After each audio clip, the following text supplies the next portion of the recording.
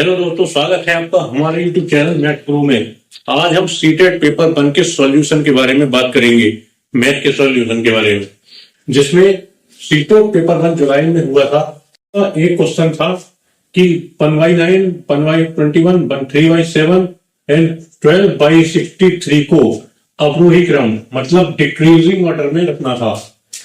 Decreasing order में रखने के लिए सबसे पहले क्या करते हैं, इसके हर को बराबर करने की कोशिश करेंगे। इसके हर को बराबर करने के लिए इसका एलसीएम लेंगे। एलसीएम हमें साफ दिख रहा है, 9, 21, 7 और 63 में 63 इसका एलसीएम हो जाएगा। हम सबको 63 करने की कोशिश करेंगे। इसको 63 करने के लिए 7 से ऊपर नीचे गुणा करेंगे, तो 7/63।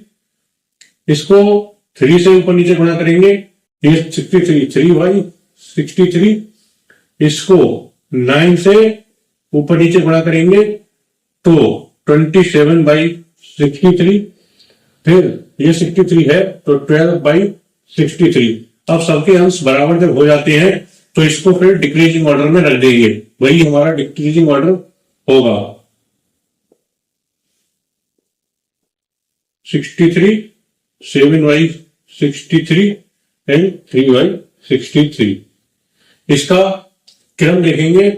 इसका इस क्रम में हमने डिक्रीजिंग ऑर्डर में रख दिया। इसकी मूल संख्या को अब लिख देंगे, वही इसका डिक्रीजिंग ऑर्डर हो जाएगा। 3/7, फिर उसके बाद 12/63, इसके बाद 1/9 और उसके बाद 1/21। ये इसका डिक्रीजिंग ऑर्डर हो जाएगा।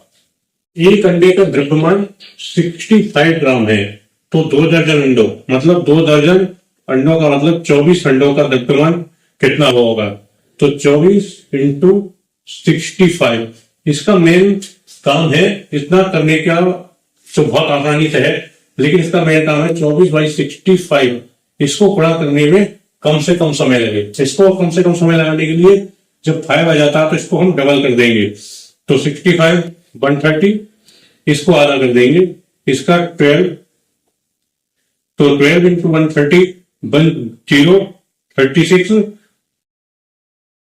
60 ग्राम। अब इसको किलो में पूछा है, तो किलो में पूछने के लिए 3 के बाद पॉइंट लग जाएगा। 1 किलो 560 ग्राम।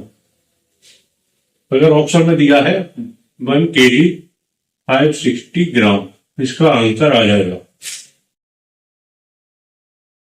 सीटेट में आया हुआ एक क्वेश्चन है, सौम्या ने 13/1/1992 को नौकरी करना प्रारंभ किया और 31/3/2023 को उसने सेवानिवृत्त ले ली। उसकी नौकरी की अवधि कितनी थी? इन दोनों डेट को आपस में घटा देंगे। डेट को घटाने का तरीका अभी या तो आपको आता होगा या आप यहाँ अब सीखेंगे। बड़ी डेट को ऊपर लिखते हैं, जो बाद की डेट है उसको ऊपर लिखेंगे, फिर 31/1992। सबसे पहले मंथ को देखेंगे। मंथ ऊपर बड़ा है, छोटा है, सीधे सीधे घट जाएगा। लेकिन यहां पर डेट बड़ी है, घट जाएगी। 13/31, तो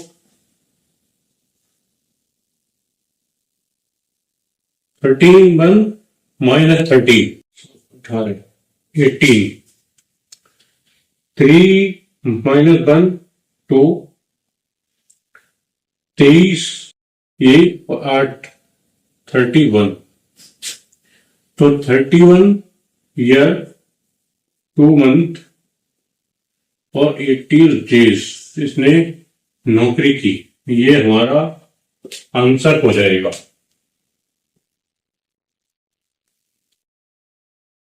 जानते हैं 180 होता है, तो इसके दो कोणों का योग 50 + 30 = 80।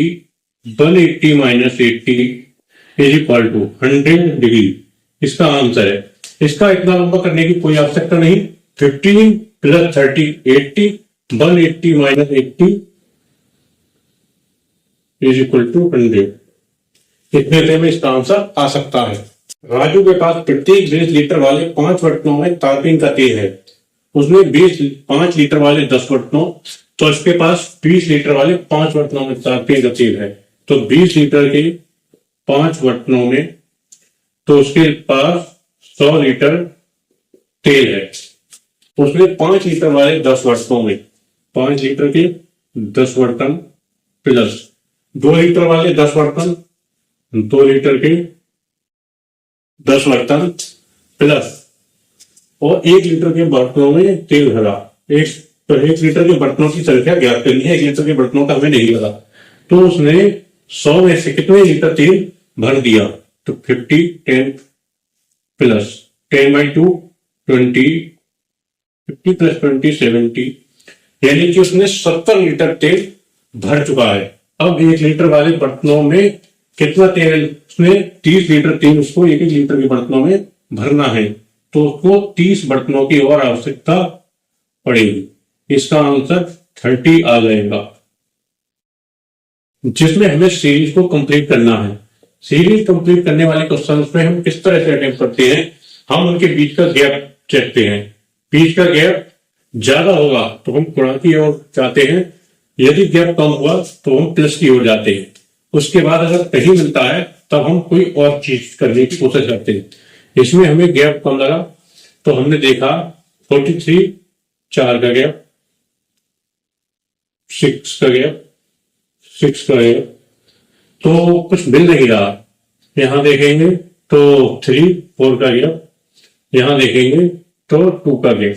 इससे कोई सीरीज बन नहीं रही है। तो इसके लिए हम क्या करेंगे? इसके लिए हम करेंगे, हम इस सीरीज को कुछ और देखने की कोशिश करेंगे। हमें सीरीज में दिख रहा है 43 47 53 59, ये सभी प्राइम नंबर है। 59 के बाद का प्राइम नंबर क्या होगा? 61। इसके बाद का प्राइम नंबर 61 है। 61 के बाद सीधा 67 है। इसलिए हमें पता चल जाता है प्राइम नंबर्स की सीरीज है। प्राइम नंबर मतलब अभाज्य संख्याओं की ये सीरीज है, इसलिए हमारा वैल्यू 61 यहां पर आ जाएगा।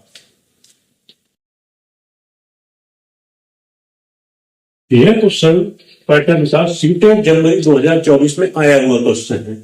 इस क्वेश्चन में आंसर करने के लिए 1 सेकंड की आवश्यकता होती है। यदि आपको घन के बारे में या क्यूब के बारे में यदि आप जानकारी रखते हैं तो इसको करने के लिए 1 सेकंड चाहिए, ताकि हमें देखकर ही पता चल जाता है कि ये घन की बात हो रही है, क्यूब की बात हो रही है।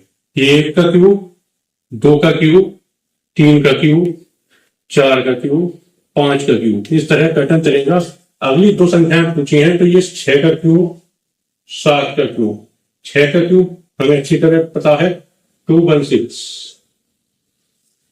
7 का क्यूब 343, ये हमारा आंसर होगा। परसेंटेज का एक क्वेश्चन है। मोहन का वेतन 40,000 रुपए है। वह अपना वेतन का 30% किराए पर, 20% शिक्षा पर, यानी कि वेतन का 30% और 20% इसने खर्च कर दिया। यानी कि 30% प्लस 20% वेतन का है दोनों, तो दोनों को जोड़ सकते हैं। 50% इसने खर्च कर दिया। इसके पास 50% धन रह गया। वेतन का 50% रह गया। वेतन का 50% मतलब 40,000। 40,000 का 1/2, 50% का मतलब फ्रैक्शन में 1/2 होता है, ये आप जानते हैं। तो 1/2 यानी कि 20,000 रुपए के पास रह गए। उसका 70% शेयरों में निवेश करता है। शेयरों में निवेश की गई राशि, यानी कि 20,000 का 70%। इसका निकालना बहुत ईजी है। 240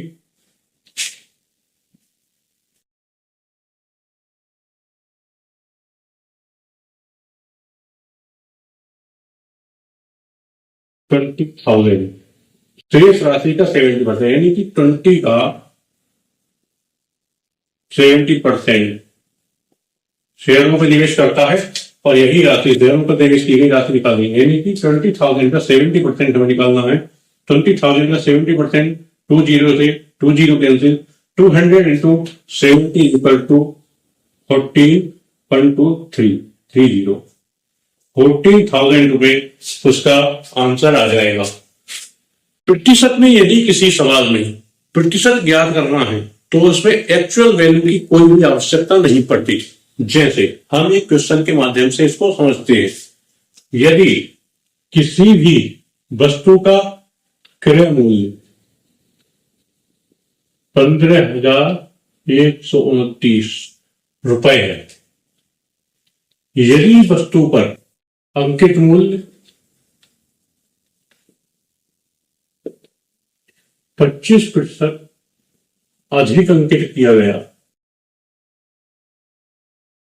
और इस पर बट्टा या डिस्काउंट 20% का दिया गया, तो इस पर लाभ और हानि का प्रतिशत ज्ञात करना है। लाभ या हानि का प्रतिशत ज्ञात करने का, इस पर लाभ और हानि का प्रतिशत ज्ञात करने के लिए इस वैल्यू की कोई आवश्यकता हमें नहीं होगी। हम केवल इसको 100 मानकर बहुत ही आसानी से कर सकते हैं।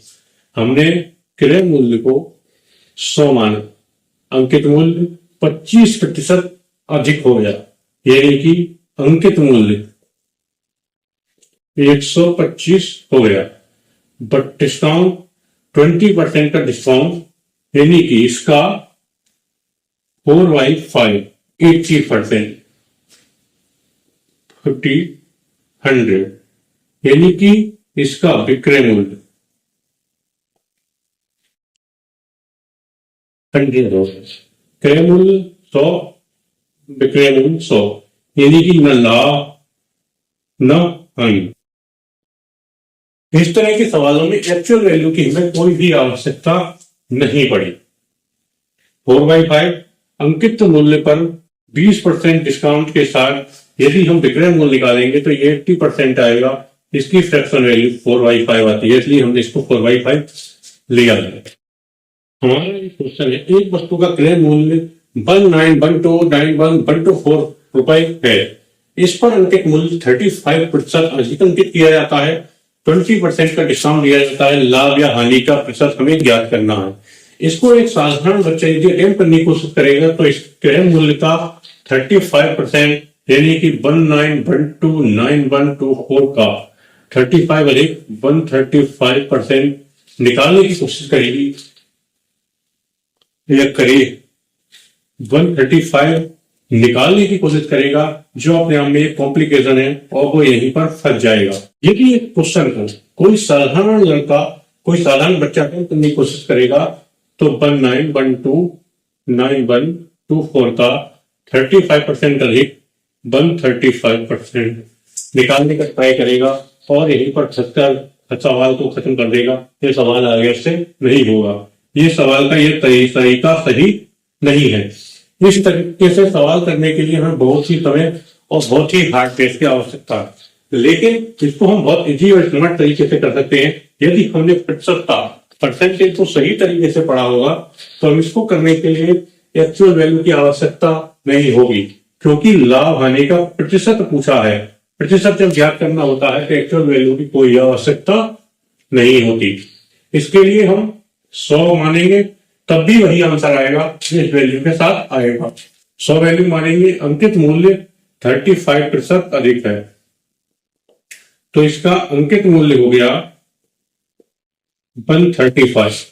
इसके साथ ही डिस्काउंट 20% है, यानी कि विक्रय मूल्य हो जाएगा 135 का 20% डिस्काउंट 80% की फ्रैक्शन वैल्यू होती है 4/5 5 into 27 into 4 is equal 8,108। 0 इसका क्रय मूल्य था, विक्रय मूल्य इसका है 108, यानी कि 8% का लाभ हो गया। 100 से 8 अधिक, यानी कि 8% का लाभ इसमें प्राप्त होगा। एक्चुअल वैल्यू की कोई आवश्यकता हमें क्वेश्चन को अटेम्प्ट करने में नहीं पड़ी। यही परसेंटेज के क्वेश्चन का कोर कंसेप्ट है कि कोई भी परसेंटेज वैल्यू निकालने के लिए यदि हमें परसेंटेज में कोई आंसर पूछा है तो उसके एक्चुअल वैल्यू की कोई आवश्यकता नहीं, हम अपनी मनचाही वैल्यू से यूज करके उसको कर सकते हैं, आंसर वही आएगा जो उस वैल्यू के साथ आएगा।